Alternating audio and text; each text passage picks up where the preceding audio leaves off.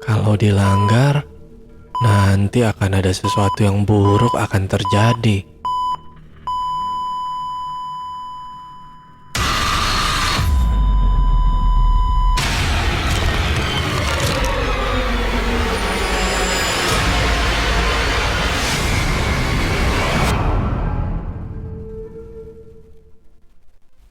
Halo para pecinta kisah horor di luar sana. Berjumpa kembali dengan saya, kurator dari kanal Swarna Lokaya. Kali ini kita akan membacakan kisah dari akun Twitter @bristory yang berjudul Mistis Rias Pengantin. Untuk para pendengar yang mau membaca kisah ini secara langsung, saya juga menampilkan link pada kolom deskripsi. Dan silakan follow akun penulis. Sebelum kita masuk ke dalam ceritanya, saya mohon dukungan dari para pendengar untuk klik subscribe, like, and share. Dan jangan lupa aktifkan lonceng notifikasinya agar para pendengar tidak ketinggalan kisah-kisah terbaru dari Swarna Lokaya. Untuk para pendengar yang sudah memberikan dukungan, saya ucapkan banyak terima kasih. Dan semoga Tuhan juga melancarkan setiap usaha dari para pendengar. Mari kita mulai tenggelam dalam kisah ini. Kisah dimulai.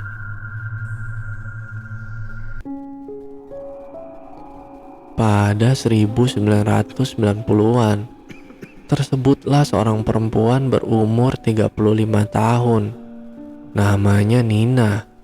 Orang-orang banyak memanggilnya dengan panggilan Mbak Nina atau Ibu Nina. Ada pula yang memanggil dengan Nina saja. Sudah sekitar 20 tahun lamanya Ibu Nina sudah berprofesi sebagai perias pengantin. Dimulai sejak masih sekolah, Ibu Nina sudah mulai ikut membantu ibunya merias pengantin. Jadi sudah cukup lama menggeluti profesi ini. Sampai akhirnya sang ibu meninggal dunia ketika Nina masih berumur 21 tahun. Setelah itu dia lanjut menggeluti profesi ini. Sejak masih tinggal bersama orang tuanya di Cilegon, Banten, sampai ketika sudah memiliki tempat tinggal sendiri di Tangerang Selatan, sudah cukup banyak kisah hidup yang Ibu Nina alami.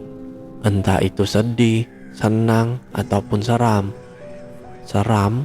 Iya, karena sudah dibilang di awal tadi, kalau profesi perias pengantin seringkali harus bersinggungan dengan hal-hal mistis yang menyeramkan, gak masuk nalar dan logika. Ibu Nina sering mendapatkan panggilan untuk merias pengantin jauh ke pelosok, hampir di setiap sudut Pulau Jawa.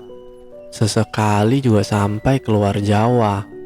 Nah, banyak kejadian janggal dan aneh yang beliau alami ketika harus mengunjungi tempat yang cukup terpencil. Salah satu pengalamannya adalah ketika Ibu Nina harus mengunjungi satu desa di daerah Anyer, Banten. Setelah ini, Bu Nina sendiri yang akan menceritakannya langsung. Simak ceritanya.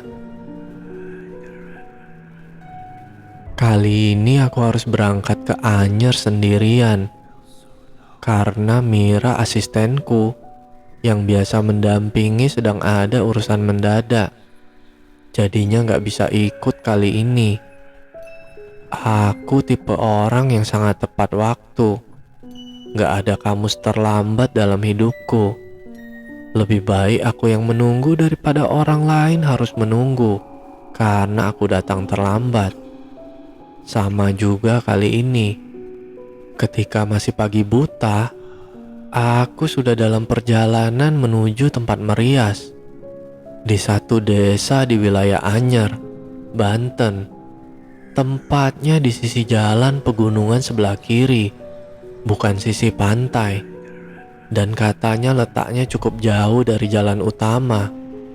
Ya sudah, walaupun begitu aku tetap harus menjalani. Toh sebelum ini aku sudah merasakan yang lebih pedalaman lagi. Dan aku survive. Targetku, aku harus sampai di rumah tempat acara sebelum jam 5 subuh.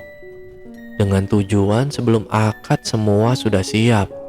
Gak ada yang terlambat. Dan sukses. Seperti biasanya aku datang tepat waktu. Jam 5 kurang 15 menit sudah sampai di rumah mempelai wanita. Waktu itu aku menggunakan jasa ojek motor untuk membawaku ke tempat acara. Setelah turun dari angkot di jalan utama Jalan Raya Anyer, rumah mempelai wanita ini terlihat sederhana namun cukup besar. Dengan desain standar rumah di pedesaan terpencil, namun kelihatan sangat nyaman untuk ditinggali. Sudah ada beberapa orang yang terlihat warawiri di dalam dan di luar rumah. Tapi menurutku, untuk rumah yang nantinya akan ada acara pernikahan, rumah ini cukup sepi. "Mbak Nina ya? Mari masuk Mbak." Seorang perempuan menyapaku dengan ramah, mengajak masuk rumah dan langsung menuju kamar rias pengantin. Aku mengikuti arahannya. Sesampainya di dalam kamar, perempuan tadi lantas pamit. "Itu pengantinnya Mbak, silakan," ucapnya sambil tersenyum. Di kamar sudah duduk seorang perempuan dengan rambut yang tergerai. Duduk di depan cermin besar dengan penerangan seadanya. "Saya langsung mulai aja ya, Neng?" tanyaku kemudian. "Iya Mbak," jawab mempelai ini pendek. Kemudian aku langsung mempersiapkan peralatan. Lalu singkat cerita aku sudah mulai proses merias. "Neng capek ya? Wajah kamu pucat banget." Aku bilang seperti itu karena memang benar wajah pengantin ini pucat. "Iya Mbak, capek banget. Kebetulan juga ini habis sakit, tapi sudah enakan sih," jawabnya. Ya biasalah, memang sudah sering seperti itu. Kedua mempelai akan sedikit stres ketika makin mendekati hari H pernikahan. Sama juga dengan mempelai yang ini. Makanya aku maklum dan mengerti kalau mempelai perempuan ini kelihatan lelah dan pucat. Aku jadi harus make up ekstra lebih untuk menutupi kepucatannya. Ada yang aneh, dan aku baru menyadarinya belakangan. Sejak aku masuk ke kamar rias ini, gak ada satupun orang lain yang kelihatan masuk. Sama sekali gak ada. Dan aku sama sekali gak mendengar ada orang di luar kamar. Sepi dan hening seperti gak ada orang sama sekali. Tapi ya sudahlah. Aku memilih untuk mengabaikan lalu fokus merias. Takut terlambat. Karena jam 9 acara sudah dimulai. Akad dan dilanjutkan dengan resepsi. Nah, sudah selesai. Cantik banget sekarang. "Terima kasih Mbak. Iya, aku cantik sekarang." Mempelai ini tersenyum senang. Gak bisa dipungkiri kalau aku gak puas dengan hasil kerjaku kali ini. Wajah mempelai masih terlihat agak pucat. Tapi setelah selesai, tiba-tiba aku mendengar ada kehidupan di luar. Tiba-tiba ramai. Syukurlah, akhirnya kejanggalan tadi gak beralasan. "Ayo Neng, dimulai sekarang." Seorang perempuan masuk ke dalam kamar lalu mengajak mempelai perempuan untuk keluar. "Emang udah mau dimulai Bu?" tanyaku. Ya aneh aja, kan seharusnya akad mulai pukul 9. Ini kan masih pagi, pikirku begitu.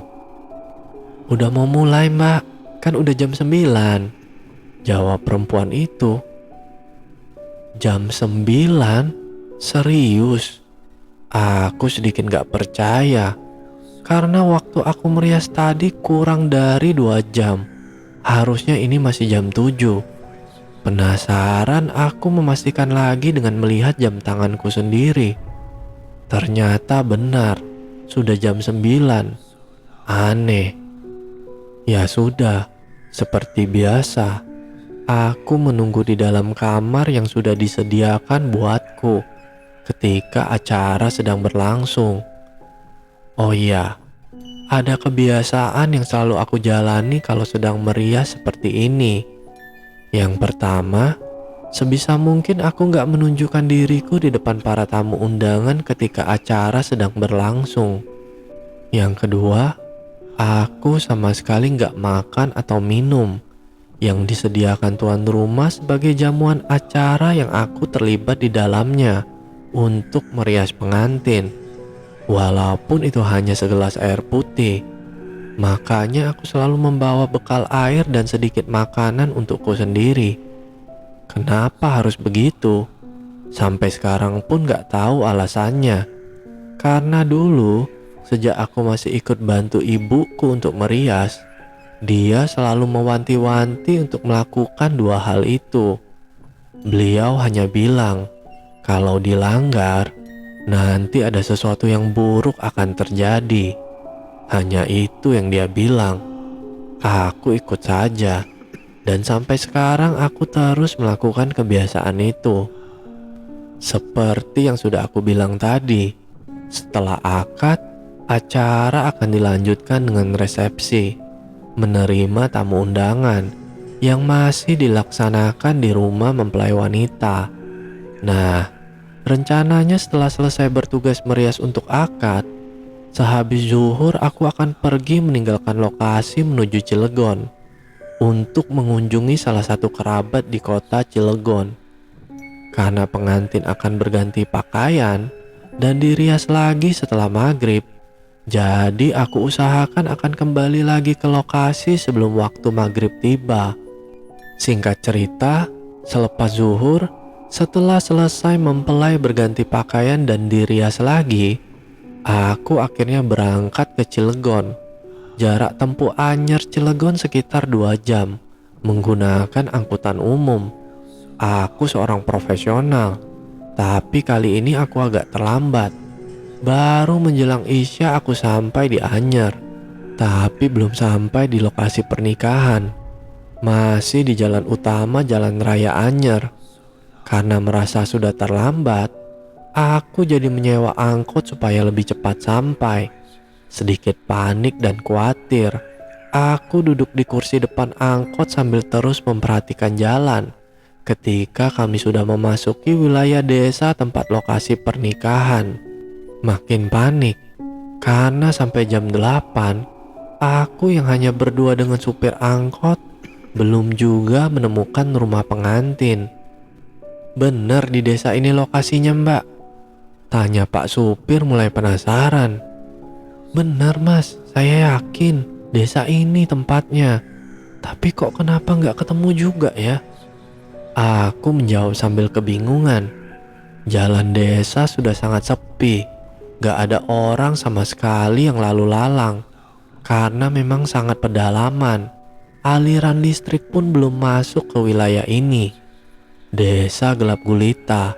Roda angkot terus menyusuri jalan tanah yang membelah wilayah sepi ini. Sudah jam setengah 10. Kami belum juga menemukan lokasinya.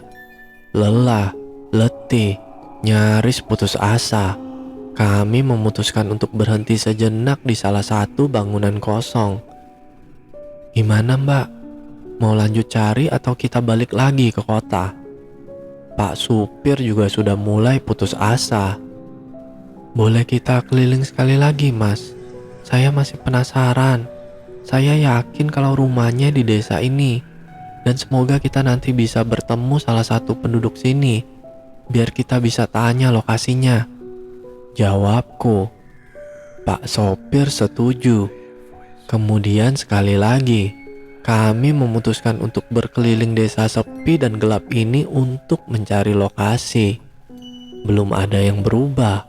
Desa tetap sepi dan sama sekali gak ada kehidupan. Hanya deru mesin angkot saja yang terdengar. Udara dingin mulai turun dari pegunungan yang ada di dekat desa. Makin malam makin dingin rasanya. Angkot berjalan pelan, lagi-lagi menyusuri jalan tanah kering yang sepertinya sudah lama gak terguyur hujan. Menjelang jam 11 malam, akhirnya aku putus asa, menyerah. Ya sudah mas, kita kembali aja ke kota. Sepertinya memang gak ketemu juga, ucapku. Pak sopir mengiyakan. Dia lalu memutar arah mobil untuk menuju jalan keluar desa. Tapi gak berapa lama kemudian, kami melihat ada beberapa orang yang sedang berjalan kaki. Tentu saja aku senang melihat mereka. Kami jadi bisa menanyakan letak lokasi pernikahan. Pak, maaf, mau tanya, rumah Pak Thohir yang sedang ada acara pernikahan di mana ya Pak? Tanyaku ketika kami sudah berada dekat dengan orang-orang itu. Rumah Pak Thohir yang ada pernikahan tapi gak jadi? Itu mbak, setelah belokan di depan, rumahnya gak jauh dari situ, di sebelah kiri. Salah satu dari mereka menjawab seperti itu. Leganya, akhirnya kami bisa menemukan lokasi. Tapi sebentar, kenapa orang itu bilang ada pernikahan tapi gak jadi? Aneh. Kemudian kami mengikuti arahan petunjuk mereka. Dan benar, akhirnya kami menemukan rumah itu. Padahal kita dari tadi sudah lewat lokasi ini ya mbak. Tapi kenapa rumah ini gak kelihatan? Baru sekarang kelihatan. Tanya Pak sopir kebingungan. Aku pun berpikiran sama. Kenapa dari tadi kami gak melihat ada rumah ini? Aneh. Benar, aku masih sangat hafal. Memang ini rumahnya. Karena baru tadi pagi aku datang untuk merias di sini. Tapi ada yang janggal. Memang benar rumah ini terlihat ada banyak orang. Banyak orang yang datang, yang sepertinya merupakan para tamu. Lalu apa yang janggal?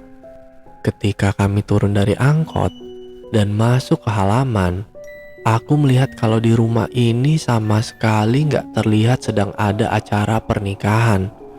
Karena sebagian besar tamunya mengenakan pakaian gelap layaknya orang yang datang melayat. Acara berkabung, bukan datang ke acara pernikahan. Ada apa sebenarnya? Bu, maaf, keluarga pengantinnya kemana ya? Aku bertanya ke salah satu perempuan yang aku temui di teras. Oh, itu. Dia menunjuk ke salah satu perempuan lainnya yang sedang terseduh menangis. Kemudian aku menghampiri perempuan itu, yang ternyata aku mengenalinya.